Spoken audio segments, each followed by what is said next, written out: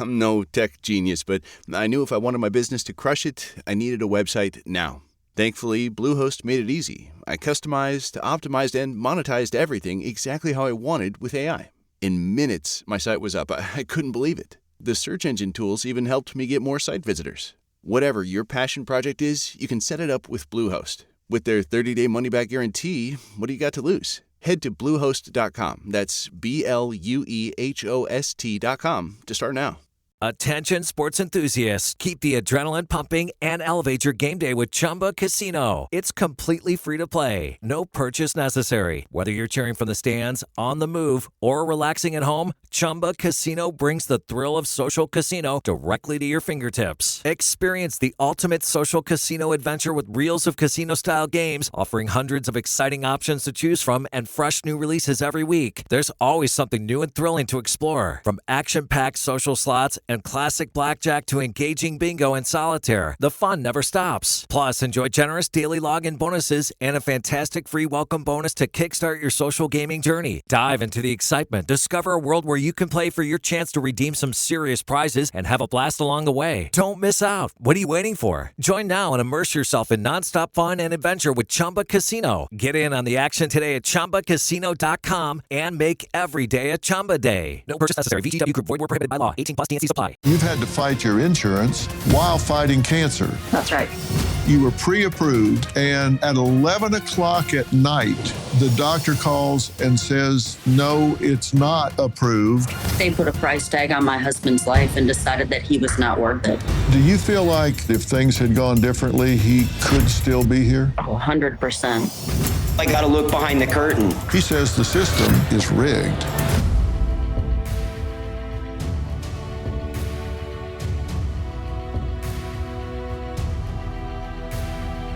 In December 2024, Luigi Mangione, a 26-year-old Ivy League graduate, allegedly pulled out a gun and murdered UnitedHealthcare CEO Brian Thompson in cold blood on a busy street in New York City.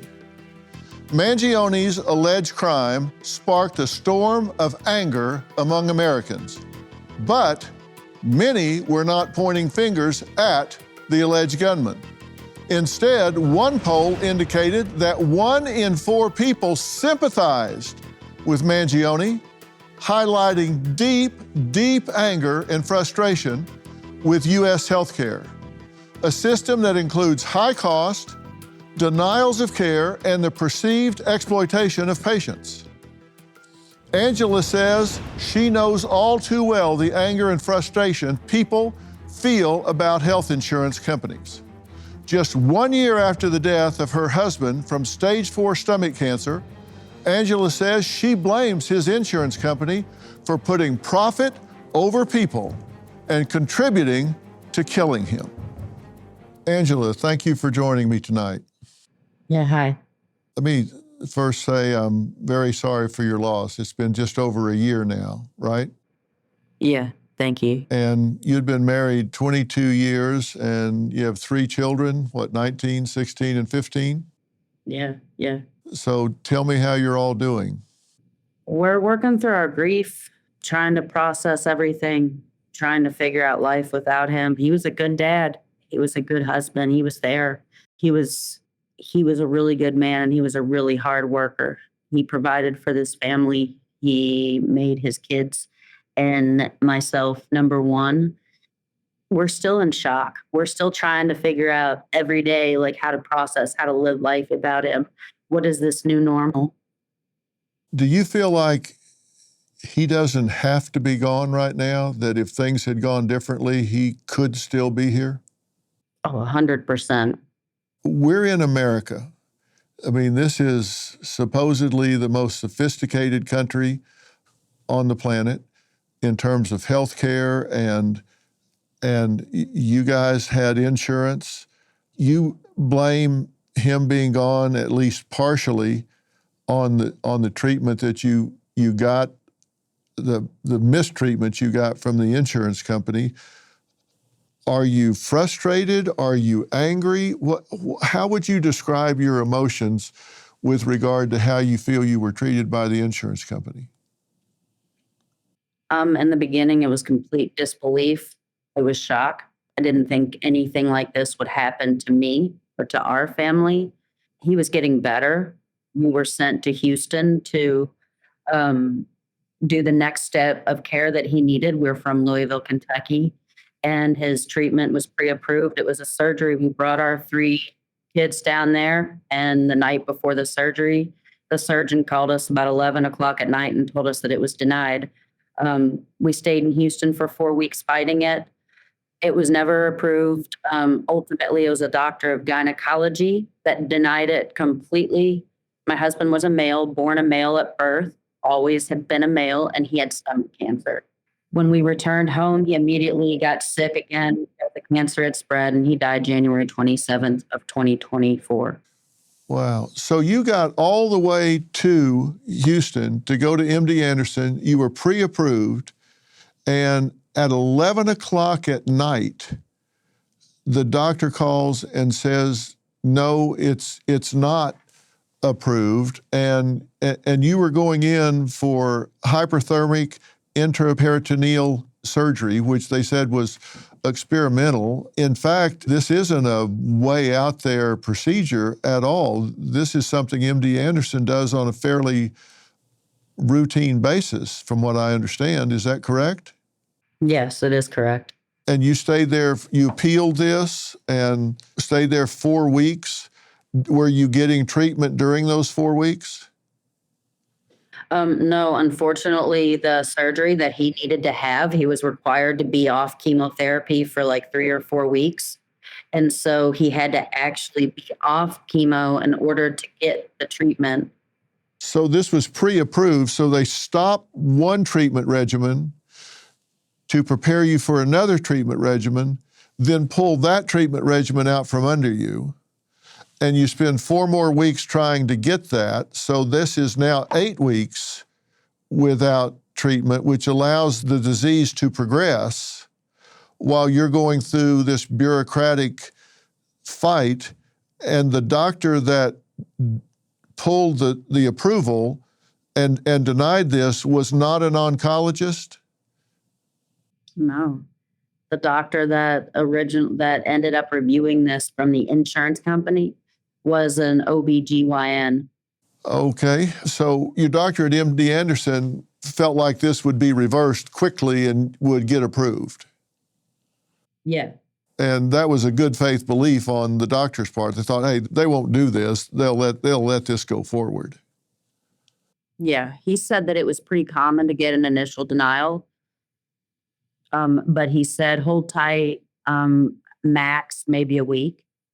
And you say that your husband got sick because of not being on the chemo, and the surgeon said, finally, hey, go home and enjoy the rest of the time you have with the family, insinuating it's over. There's not much you can do now. Yeah.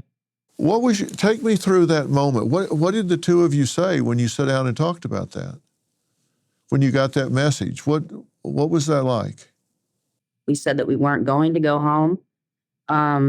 We said that we weren't going to have a price tag put on his life, and we decided that we would try to raise funds ourselves. And I took my guitar and wrote some goofy song and stood in front of MD Anderson Hospital and created signs for my husband to hold. And we created a video in front of MD Anderson Hospital and put it on all the social media things and everything else. It went viral, and we put a GoFundMe out there to try to raise the funds. But unfortunately, he got sick. So he got sick again. So at any rate, we had to come home. Within 2 days of being home, he was hospitalized for 2 weeks. The cancer had spread. We had to start the chemo back up immediately. He was no longer a candidate for the surgery that we had went to Houston to have. So yeah, that's where it put us where we are now. And what do you say about the insurance company? What's your bottom line on that? They put a price tag on my husband's life and decided that he was not worth it. How do your children feel about it? They don't actually like to talk about it. They don't like to think about that it could be possibly the insurance's fault that their dad died. It's just it's too much. My youngest was 13 when he was diagnosed. They're in shock. In some ways, these kids have had to mature 10 years beyond their age and deal with things they never should have had to deal with. And in other ways, they've regressed 5 years. Wow. Well, we're going to dig into this throughout the entire show. So stay with us here as we try to figure out, really how bad this is getting across this country. I can tell you the insurance industry at large is making a lot of money, billions and billions of dollars so far this year, just in the first quarter. So stay with us. Coming up, Kay was diagnosed with breast cancer at 35 years old. She says her insurance company denied her potentially life-saving medication. We're going to find out what she had to do just to survive. Let's discuss preparedness, because we know emergencies happen when we least expect them, but instead of just taking it, we can prepare. Let's discuss Jace Case, one of your most important preparation tools. With Jace Case, you'll have emergency prescription medications on hand right when you need them. Think about it. Ever been caught off guard, whether it's a sudden illness or a travel hiccup? The right medications can make all the difference. Jace Case is designed to take that worry off your plate, so when a minor health issue pops up, it doesn't turn into a major problem. Don't let unforeseen circumstances derail your plans or your peace of mind. Live with confidence. Take charge with Jace today. Visit jace.com and use code PHIL for a discount on your order and get emergency antibiotics on hand for the moment you need them. That's JASE.com, code PHIL, PHIL. When my sleep was off, it felt like I couldn't show up as my best self. That's why I'm so excited to share something that makes a real difference. Beam's Dream Powder. Beam is proudly founded in America and run by people who share our values, hard work and integrity, and delivering results. It's a science-backed, healthy nighttime blend packed with ingredients shown to improve sleep, so you can wake up refreshed and ready to take on the day. Dream is made with a powerful blend of all natural ingredients: reishi, magnesium, L-theanine, apigenin, and melatonin. Beam has already improved over 17.5 million nights of sleep, helping people across the country wake up and feel their best. Here's the deal. Beam is giving my listeners the ultimate Patriot discount of 40% off. Try their best-selling Dream Powder and get up to 40% off for a limited time. Go to shopbeam.com/Dr. Phil and use code Dr. Phil at checkout. That's shopbeam.com/Dr. Phil and use code Dr. Phil for up to 40% off. Support an American company, invest in yourself, and start getting your best sleep tonight. When Kay was just 35 years old, she learned she had breast cancer. Kay says that while she was ready to fight, she never imagined she would be battling with health insurance companies for 10 years. Now, Kay, thank you for being here. You've had to fight your insurance while fighting cancer. So you've had to do a two-front battle here. What was your lowest point in this whole thing? I think there is no lowest point, because quite frankly, the battle keeps on going on. And I think every time I submit a claim, I feel really uncomfortable because I'm not sure if it's going to be paid. Every time I have a new medical procedure, I'm never sure if it's going to be, denied. And so I'm constantly under the threat, really, of not knowing whether or not my medical care is going to be covered. You had a claim with UnitedHealthcare for cancer medication, right? And it was $6,200. Was this turned down? It was. It was turned down for about 8 months until we resolved it. But that was, again, $6,200 every month that I had to take out of my savings in order to front it.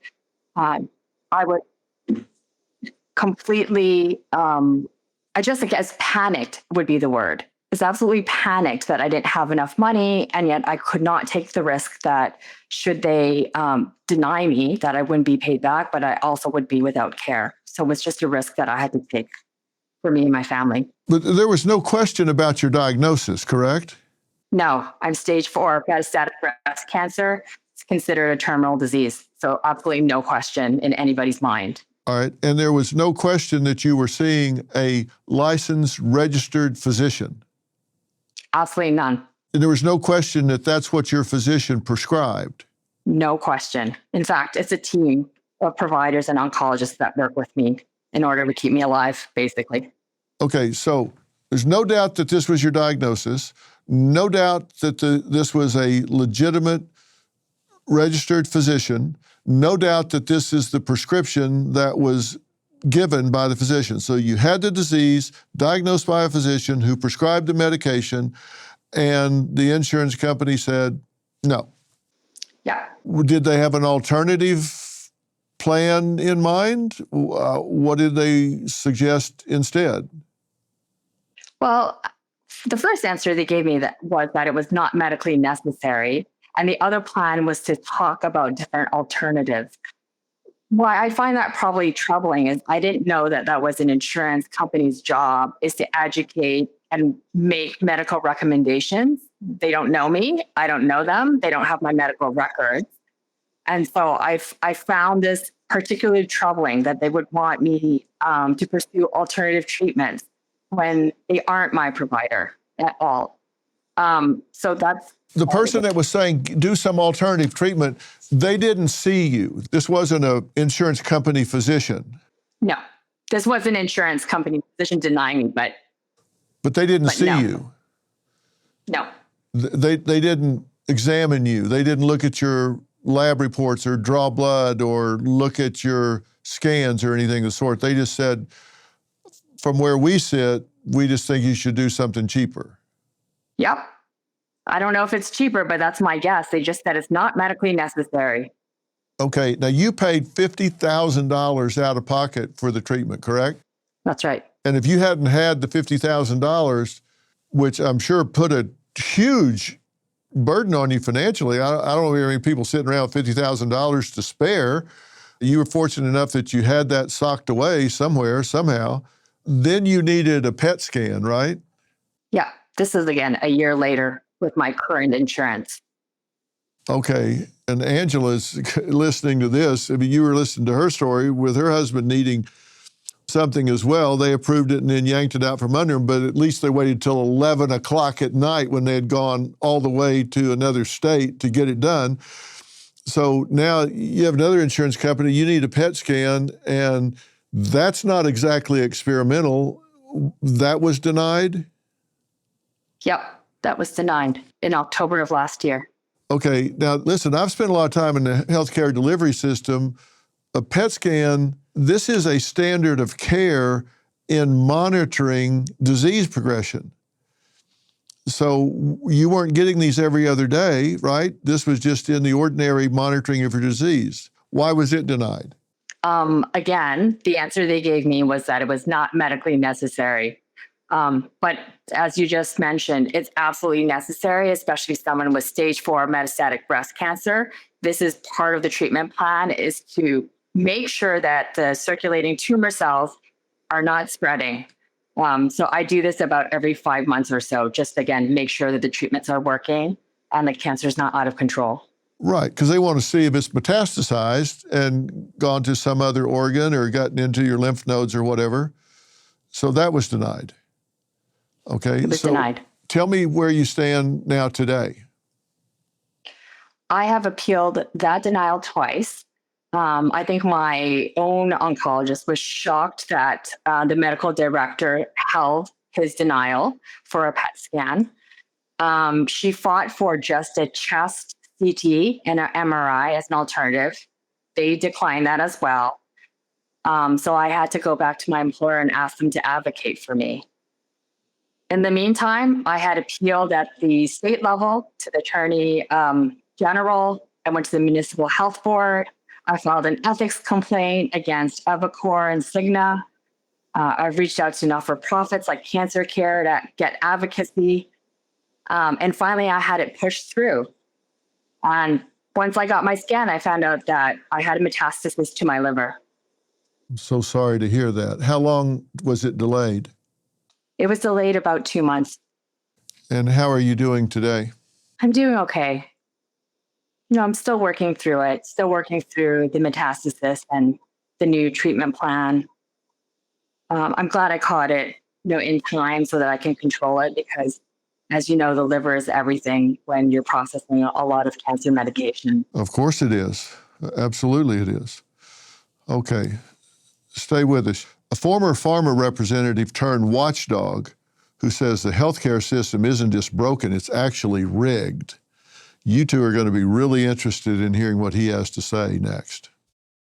Despite some post-election optimism, Wall Street is already bracing for a rough rest of 2025. When Warren Buffett starts dumping blue chip stocks and stacking up cash, you've got to ask yourself, what does he see coming? I trust Preserve Gold to safeguard my accounts, and I urge you to do the same. They're the only precious metals company I recommend. When uncertainty is this high, smart people look for stability. That's why physical gold and silver might just be what your finances need. Text Dr. Phil to 50505 to get your free precious metals guide from Preserve Gold. With gold prices recently breaking records and analysts predicting this trend to continue through 2025, you cannot afford to wait.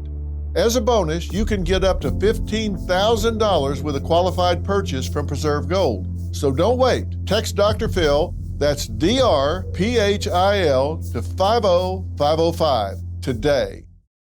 Time is precious, and so are our pets. So time with our pets is extra precious. That's why we started Dutch. Dutch provides 24/7 access to licensed vets with unlimited virtual visits and follow-ups for up to 5 pets. You can message a vet at any time and schedule a video visit the same day. Our vets can even prescribe medication for many ailments, and shipping is always free. With Dutch, you'll get more time with your pets and year-round peace of mind when it comes to their vet care. Brigham Buhler is a former big pharma rep turned healthcare watchdog who says that health insurance companies incentivize delaying, denying, and kicking the can down the road. He says the system is rigged, and it's not in the patient's favor. Brigham, thanks for being here. Thank you for having me on. Well, tell me, how is the system rigged? I don't disagree with you. I just want to be enlightened further. We spend more money on healthcare than any other nation. And yet we have 1.7 million people dying a year of chronic disease, more than every war we've ever fought as a nation.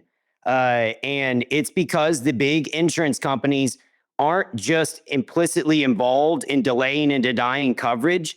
They are implicitly involved in monetizing chronic disease. The insurance companies, the big 5 insurance companies made $1.2 trillion last year in revenue, trillion, double that of the big pharmaceutical industry. And they do it by delaying the coverage that so many Americans have fought so hard for and spend their hard-earned dollars for every day. Like the 2 folks that you're interviewing today, their story, unfortunately, isn't the exception to the rule, it's the rule.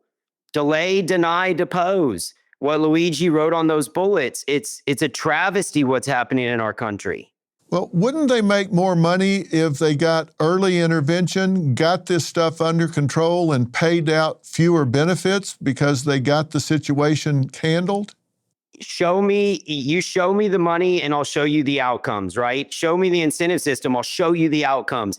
I thought the same thing until I got to look behind the curtain. But the truth of the matter is the average American is covered with insurance through their employer, and they switch jobs every 2.5 years. And these insurance companies have the analytics. We know that we could stop somebody from going from pre-diabetes to diabetes, and we could save 7x on the annual cost of healthcare in our system. But they know if they allow this patient to just transition to diabetes, by the time the diabetes manifests, it's another insurance company's problem, or even worse, Medicare, Medicaid's problem, us, the taxpayer. And so they are incentivized to delay and deny care, kick the can down the road, and hope that you go off and become somebody else's problem. And another tragedy of all this is, less than 2% of people challenge the denial. 1 in 500 people challenge the denial. So now the offense for the insurance companies has become deny first, ask questions later. So this is a war of attrition. Their attitude is, okay, look, if I can just delay this, if I can push this off long enough, they'll just go away. They'll change jobs. They'll go from my insurance company to somebody else's insurance company. And when this finally lands and the big money has to be paid, it'll be somebody else's problem, not mine. And I, as a manager, have to make my numbers this quarter. I have to make my numbers this year. So I don't care if it's going to wind up costing more money later. I got to make my money right now. So I'm looking at the short term. I don't care what it costs long term. I'm selling out, but as long as I make my bonus this quarter, who cares? Bingo. And it's even darker than that. What a lot of people don't understand, and Trump and Bobby Kennedy and these folks have been trying to blow the whistle on this. I've talked about it on Rogan. It goes deeper than that, Dr. Phil.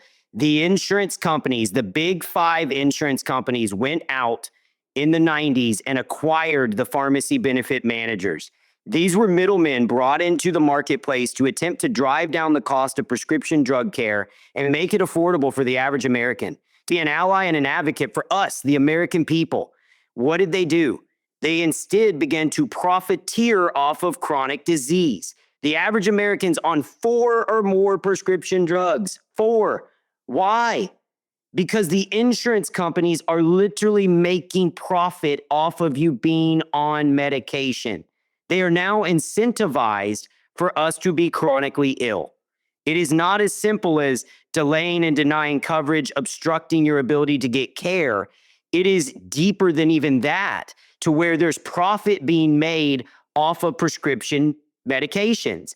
And these pharmacy benefit managers are nothing more than profit centers for the big 5 insurance companies, which controls over 87% of the prescription drug care in America.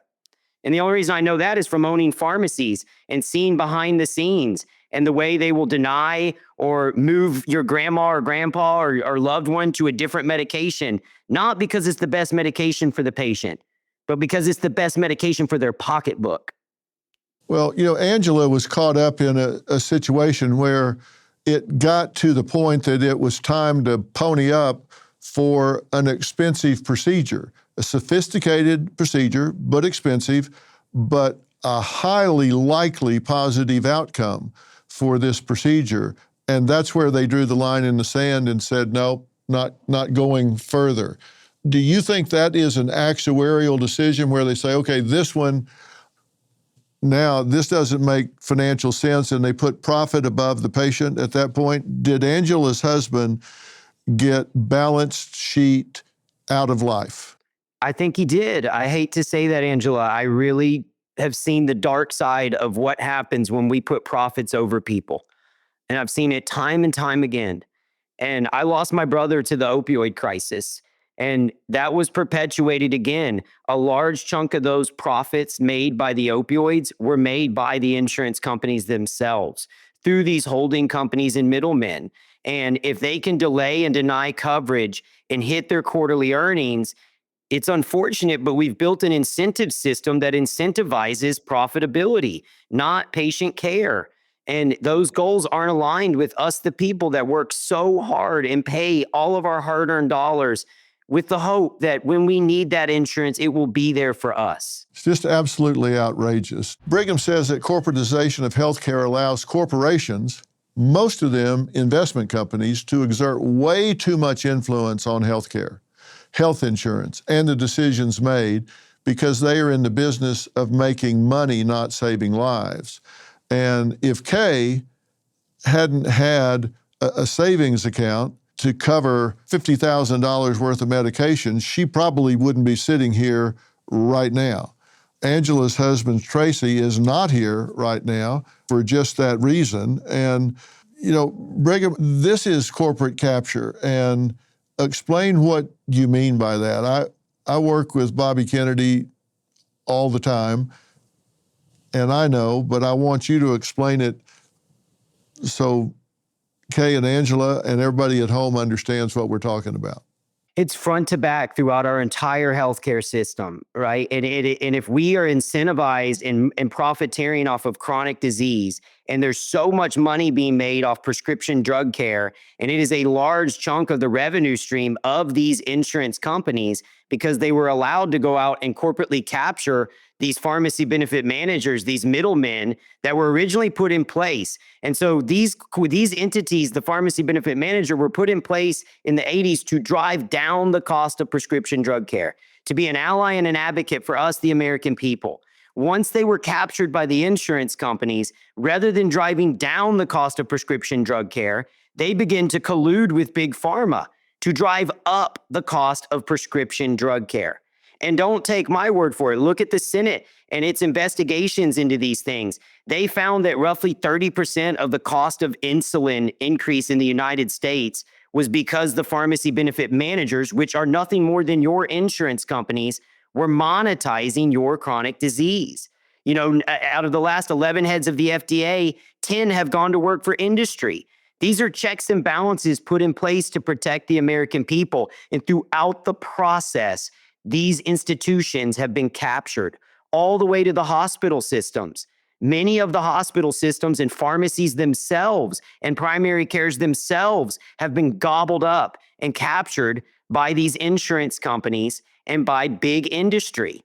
And so if I'm a primary care in America, I can't make a living anymore. And you can't get to the root cause of chronic disease because you have 6 minutes on average with a patient to uncover the root cause. And you can't do anything in that time, not to mention you can't do a deep dive. And both of the folks we're talking to today, you know, are battling cancer and have fought the battle with cancer.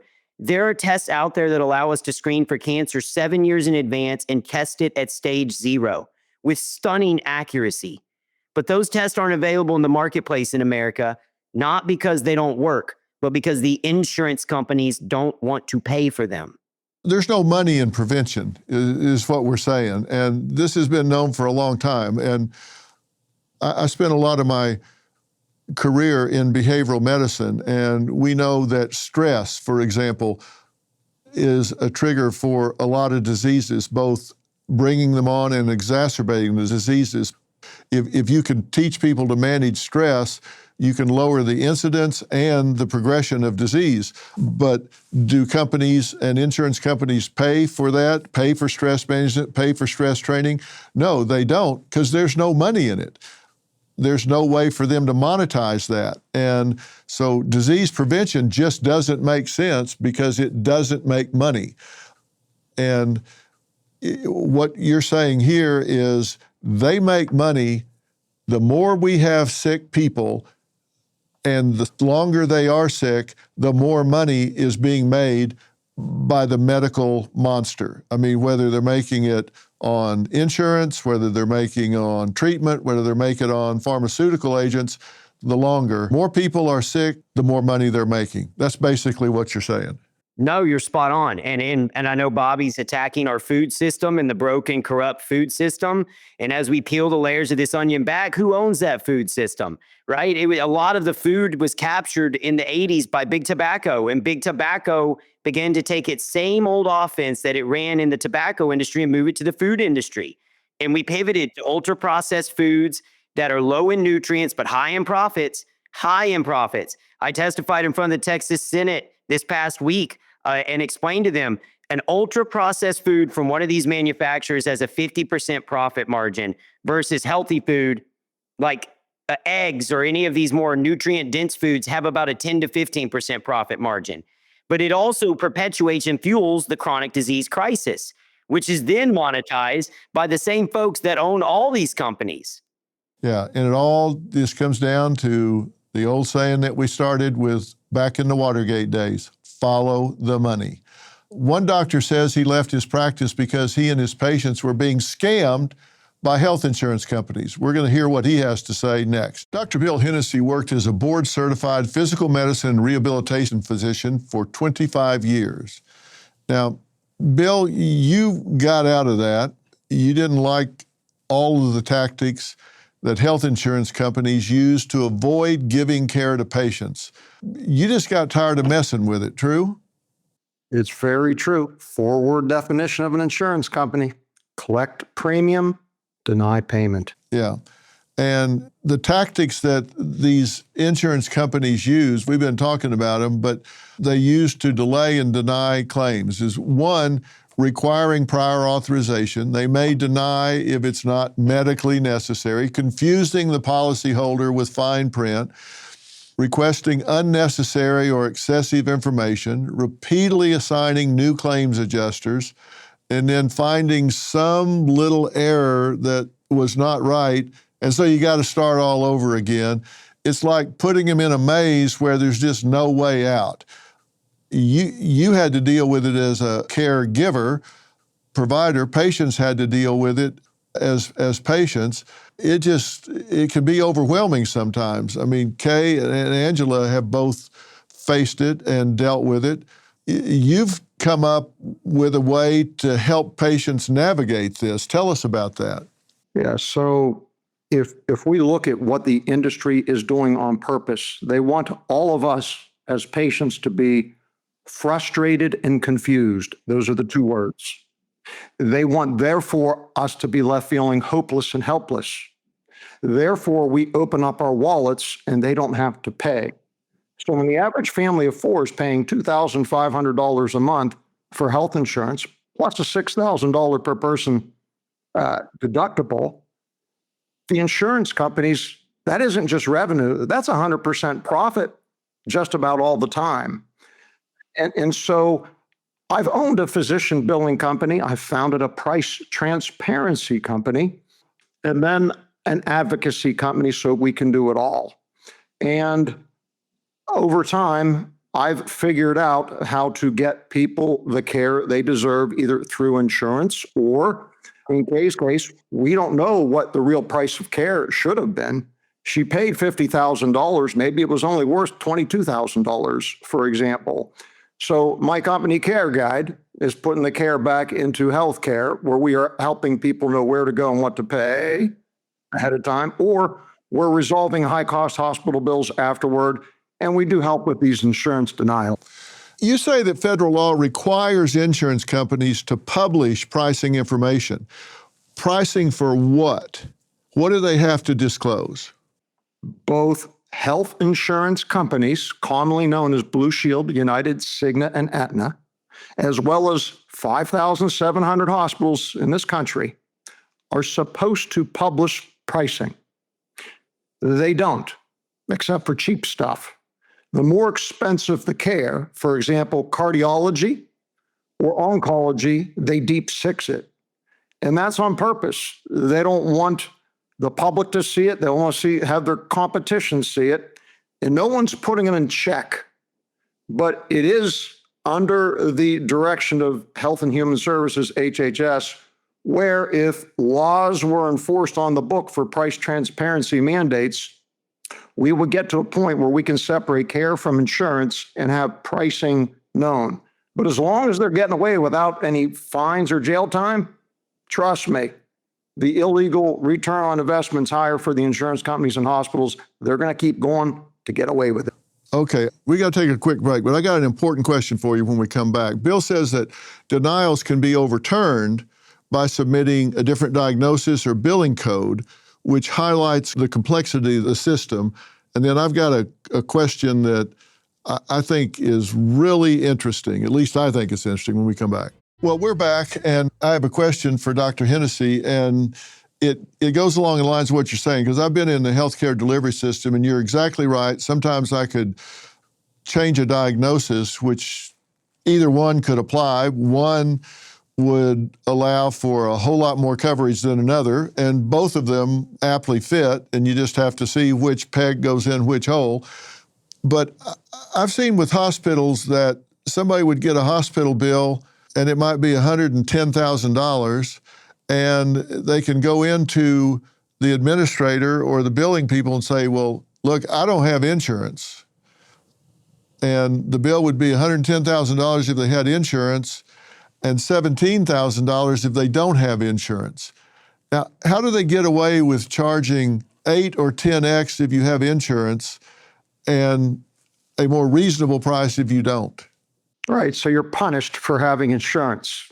Great statement, Dr. Phil. So I want you to think of the hospital as a castle. It has a moat around it. And there are 4 alligators in that moat. And their names are Blue Shield, United, Cigna, and Aetna. You have to do business with them to get to the castle. So they collude to make profit. The stock shareholders of the 4 publicly traded insurance companies need the price of care to go up because under the Affordable Care Act, you're allowed to keep 20% for admin and profit. 80% must be spent on clinical. So it becomes painfully obvious that it's better to have 20% of $200 billion instead of 20% of $100 billion. So there's plenty of collusion to say, aha, this person has insurance. Let's play the billing coding game and make sure we get to both make more money. Yeah. And if I don't have insurance, then look, here, just give me this and get out of the way because I got much bigger fish to fry. That's true. But listen, I want everybody watching to understand under the Affordable Care Act, there is one silver lining. It's called IRS 501R. Nonprofit hospitals have to give back free and discounted care. That's to people making more money than Medicaid, but not enough for an overpriced publicly traded carrier plan. So 100 million people, in my estimation, qualify for free or discounted care. So always speak to the financial counselor of the hospital. So for example, family of 3 making $53,000 or less, it's free care. Wow. Unbelievable. We'll be right back. We reached out to Angela and Kay's insurance companies for comments, and Angela's health insurance, Blue Cross Blue Shield of Illinois, did not respond to our producers, but made this public statement in regard to her husband's case. Quote, "We are committed to increasing access to safe, appropriate, and effective health care based on the best available information and research." End quote. Kay's health insurance company, Cigna, made the following statement. "When patients face illness, they look to us to help them during a difficult and vulnerable time. We strive to do our best to ensure that each person gets the appropriate care as quickly and easily as possible. We fell short for Miss Sue. We have discussed this with her and apologized for how we handled her care. We take our responsibility to patients seriously, and we always work to improve how we support them." End quote. Well, there you have it. We're unfortunately out of time, and I want to thank Angela, Kay, Brigham, and Dr. Hennessey for joining us. And Dr. Hennessey has some tools you can use, and with his permission, I'm going to put links to all of that on our website here at drphil.com and on merittv.com. So you can go there and click on the link and get to his site, which can help you navigate. I suspect save you a lot of money and a lot of heartache. And thanks to you at home for finding us here at Merit TV. We will have even more information about tonight's show, as I say, on our website. So make sure to log on to drphil.com. All of you guys, thank you for sharing your stories. I think it will touch a lot of people's lives. I wish you nothing but the best. Good night and goodbye. Thank you.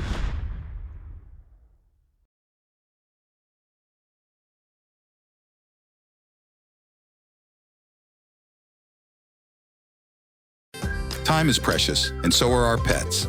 So time with our pets is extra precious. That's why we started Dutch. Dutch provides 24/7 access to licensed vets with unlimited virtual visits and follow-ups for up to 5 pets. You can message a vet at any time and schedule a video visit the same day. Our vets can even prescribe medication for many ailments, and shipping is always free. With Dutch, you'll get more time with your pets and year-round peace of mind when it comes to their vet care.